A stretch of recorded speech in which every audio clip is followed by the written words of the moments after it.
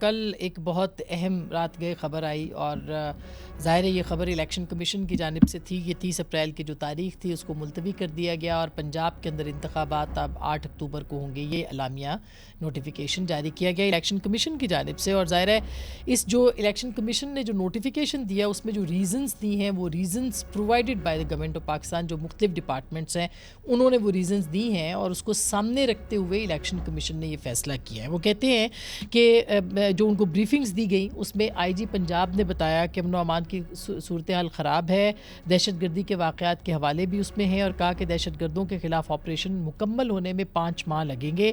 پنجاب میں 3,86,623 اہلکاروں کی کمی ہے. یہ ایک جنون مسئلہ سمجھ میں آ رہا ہے, لیکن یہ اوپر والا کیا ہے اس کے اوپر ہم ضرور بات کریں گے. صرف فوج اور رینجرز کی تعیناتی سے ہی یہ کمی پوری ہو سکتی ہے. وزارت داخلہ نے کہا کہ سول اور آرمڈ فورسز جو ہیں ان کی وہ ڈیوٹی کے لیے دستیاب نہیں ہے. فوج سرحدوں, اندرونی سیکیورٹی, اہم تنصیبات کے تحفظ, غیر ملکیوں کی سیکیورٹی پر مامور ہے اور سیاسی رہنما دہشت گردوں کی ہٹ لسٹ پر ہیں. سیاسی رہنماؤں کو الیکشن مہم میں نشانہ بنایا جا سکتا ہے. یہ بھی انہوں نے کہا کہ جی معاشی بحران ہے. وزارت خزانہ نے وہ کہا کہ جی یہ ایسا بحران ہے جس میں کہ IMF کی شرائط ہیں. حکومت کے لیے خیبر پختونخوا پنجاب اسمبلی انتخابات کے لیے فنڈ جاری کرنا مشکل ہوگا اور قومی اسمبلی سندھ بلوچستان کے انتخابات کے لیے فنڈ جاری کرنا حکومت کے لیے مشکل ہے اور خراب معاشی صورتحال کے باعث یہ فنڈ جو ہیں یہ نہیں دستیاب. تو اب یہ جو وزارت خزانہ, وزارت داخلہ اور وزارت دفاع کا بھی جو ہمیں اطلاع ملی ہے کہ ان کا بھی یہ تھا کہ سیکیورٹی کے بھی ادارے جو ہیں وہ اس کے اندر دستیاب نہیں ہوں گے. یہ ایک ریزن بتائی گئی ہے جس کی بنیاد کے اوپر یہ کہا جا رہا ہے کہ انتخابات جو پنجاب کے تھے وہ اب 8 اکتوبر کو ہوں گے, یعنی کہ 6 مہینے کے بعد. جب سپریم کورٹ نے فیصلہ دیا تھا اس فیصلے کے اندر کہا گیا تھا کہ بیرسٹ منیمم ٹائم جو ہے 90 ڈیز سے اگر اوپر بھی جاتا ہے, 90 دنوں سے اوپر, تو کم سے کم وقت جو ہے اس کے اندر انتخابات جو ہے اس کا فیصلہ الیکشن کمیشن کرے اور ان کے ساتھ کنسلٹیشن جو ہے وہ بھی کہا گیا تھا. تو اب کیا یہ بہت مختصر وقت ہے, واقعی یہ بہت کم ٹائم ہے, یا 6 مہینوں کو سمجھا جائے کہ بہت زیادہ وقت ہے جو کہ دیا گیا ہے؟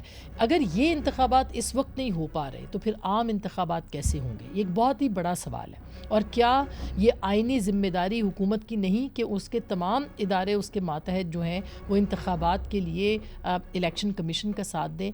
PTI نے اس کے اوپر کہا ہے کہ وہ سپریم کورٹ جائیں گے اور اس کو چیلنج کریں گے, اور کیا اس پہ اگر عمل درآمد نہیں ہوتا تو سپریم کورٹ توہین عدالت لگا سکتی ہے. توہین عدالت کس پہ لگے گی؟ الیکشن کمیشن پہ لگے گی, یا اس کا امکان جو ہے وہ وزیر اعظم کے لیے؟ اور اگر وزیر اعظم پہ لگتی ہے, حکومت پہ لگتی ہے, تو کیا ہوگا؟ یہ وہ سوالات ہیں جو ہم نے آپ کے سامنے رکھنے ہیں. لیکن اس پہ جو حکومت کا موقف آیا سامنے, آج وزیر قانون نے اس پہ پریس کانفرنس کی تھی, وہ کیا کہتے ہیں وہ ذرا سنیے گا.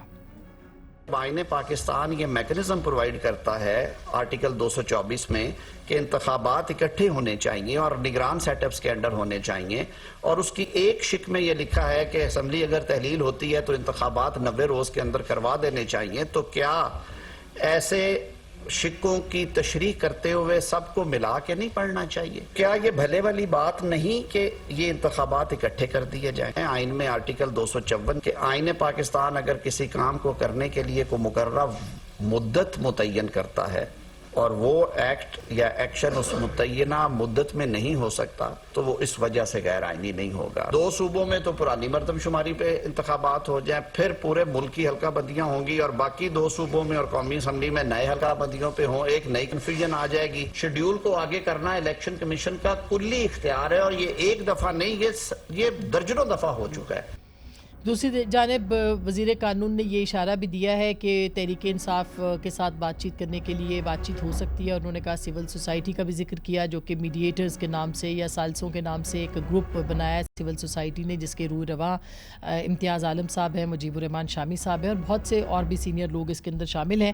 انہوں نے عمران خان صاحب سے بھی ملاقات کی, تو وزیر قانون نے کہا کہ ہو سکتا ہے کہ کوئی ایسی بات ہو سکے اور ان کے ساتھ مل بیٹھ سکے. یہ جو میڈیٹر گروپ ہے یہ کہتا ہے کہ اب یہ ناگزیر ہو گیا ہے کہ جو موجودہ صورتحال کل کے بعد بنی ہے اس میں سپریم کورٹ جو ہے وہ فائنل آربیٹریٹر کے طور پہ اپنا جو ثالثی کا کردار جو ہے وہ ادا کرے, اور آزادانہ اور منصفانہ انتخابات کے لیے جو ہے وہ راہ بنائی جائے. یہ آربیٹریشن جو ہے یہ کیا سپریم کورٹ کر سکتی ہے؟ سپریم کورٹ کیا فیصلہ دے سکتی ہے؟